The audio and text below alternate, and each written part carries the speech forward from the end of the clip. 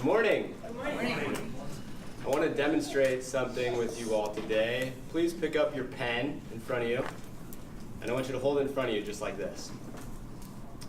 How much do you think your pen weighs? Does it weigh a half an ounce, maybe an ounce? The truth of the matter is, the absolute weight of this pen isn't what's important.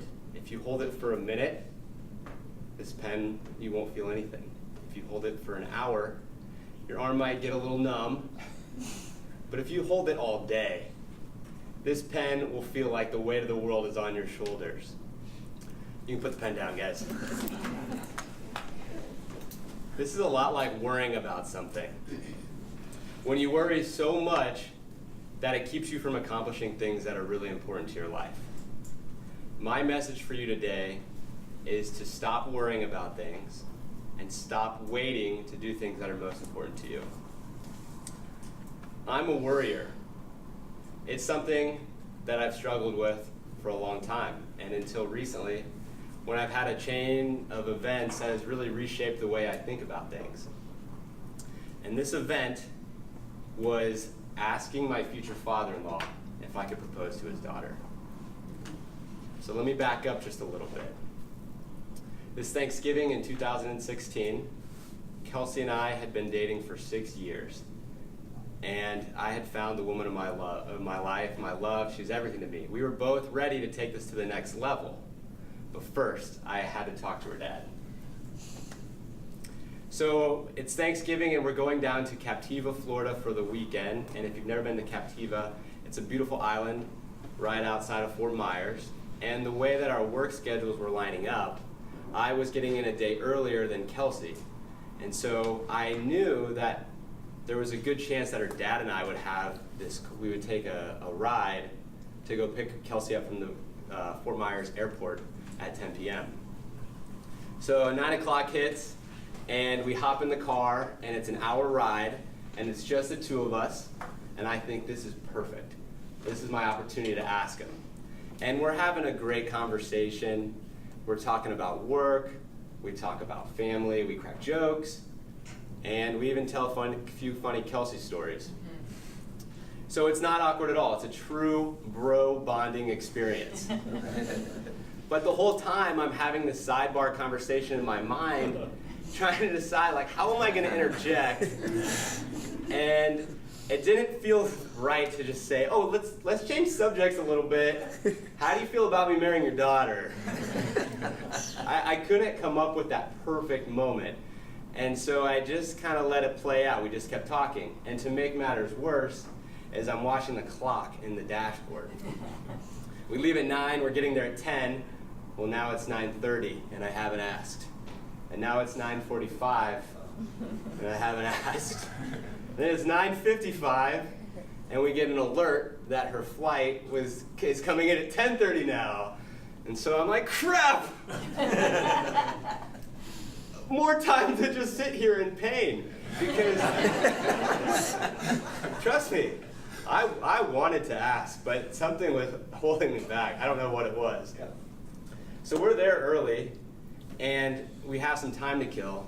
So we stop at this rickety gas station right outside of the airport.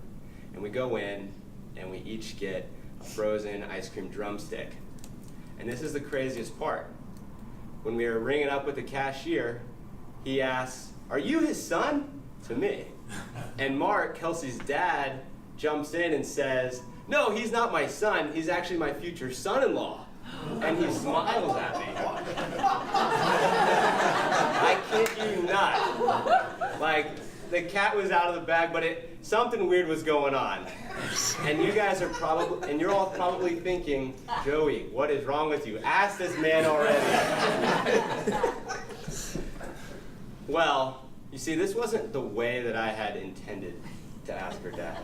For some strange reason, I had always imagined asking him in some rugged, tough, maybe manly way. You know, I imagine maybe we would be changing Kelsey's flat tire or something. Or even better, we'd be out in the forest chopping down trees, and we would be getting firewood for the cold winter. Now That seemed like a good time to ask. But eating an ice cream cone at a gas station, I just chickened out, to be honest. And it was a terrible decision. The rest of the trip, I was worried about it. I was kicking myself. Now fast forward 8 months. I still hadn't asked. I had missed 3 or 4 similar opportunities, and for whatever reason, I just couldn't muster up the courage to ask. And this was getting to be a bit ridiculous. I already had a ring, and I had a date picked out that I was going to propose. And that date was about a month away, but there was one thing left to do that was still keeping me up, and I was worrying, and that was definitely coming to a head. So my last chance to ask her dad was 1 week before the planned proposal date. Her parents just so happened to be driving in from Omaha, where they live, and staying one night in Kansas City before they were heading to the Lake of the Ozarks. And I thought, this is it. This Thursday night, I've got to pull the trigger. This is my time to shine. So they come to town, and we're having dinner, and guess what? I didn't freaking ask. Am I an idiot? We go to bed, and I lay in bed, just thinking, you're dumb, you're dumb, you're dumb. I didn't sleep the whole night. And the morning comes, the next morning comes, and it's actually a TGIF Friday, so I'm up extra early to get ready. You all know how that is. It's 5:30 in the morning. The sun isn't even out yet. You're the only one who's awake. And so I'm getting ready, and I'm walking around, kind of panicking. What am I going to do? You know, this isn't the best time. It's 5:30 in the morning. I don't want to be rude and do anything stupid. But all of a sudden, something comes over me, and I tell myself, you've got to do this. So I walk up to our guest room, and I knock on the door. and that's it. That's it. That's how it happened. I asked her dad, I said, can I talk with you for a little bit? And to be fair, he was very concerned why I was waking him up so early in the morning. But we had to talk.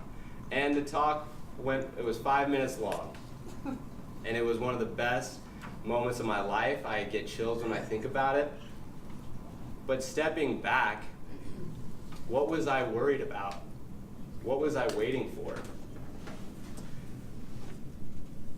In all reality, I had worried for 1 year about a conversation that only took 5 minutes. And the worst part about it was that I not only impacted myself, but I drug myself through the mud with this, but I was also impacting Kelsey and her family. I mean, I know that they knew that I was probably going to ask, and they're wondering what was going on. So my moral is that my worrying impacted more than just me, it impacted other people. So really let that be a lesson to you. There's always going to be things in your life that are going to be important to you, but that you can always make an excuse for. Excuses are easy to come by, but I bet that 9 out of 10 times, the things that you worry the most about are probably things that don't take that much time at all to actually do. Think about if you're worried about your health, or you're worried about an email for work. Just go to the gym, or just write the email. Just do it. I promise you, it's gonna feel better than worrying about it. Or how about that Toastmaster speech you have in 2 weeks? We all know that feeling. It's on the calendar. It's an impending doom. Sit down, write the speech, practice it. It's gonna be better. Stopping myself from worrying is something that I'll probably continue to always work on. But I hope you take my message seriously and start living your life with a little less worry. Thank you.